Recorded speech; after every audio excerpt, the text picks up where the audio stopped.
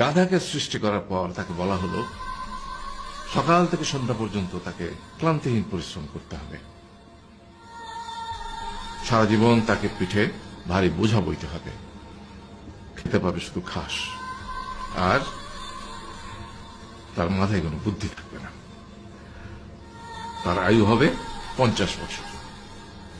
গাধা করজোড়ে সৃষ্টিকর্তাকে বলল, আমি এত বছর বাঁচতে চাই না, আমাকে 20 বছর আয়ু দেওয়া হোক। সৃষ্টিকর্তা সেটাই মঞ্জুর করলেন। কুকুরকে যখন সৃষ্টি করা হলো তখন তাকে বলা হলো যে সে হবে মানুষের সবচেয়ে বড় বন্ধু, কিন্তু সে খাবে মানুষের উচ্ছিষ্ট, এবং তার আয়ু হবে 30 বছর।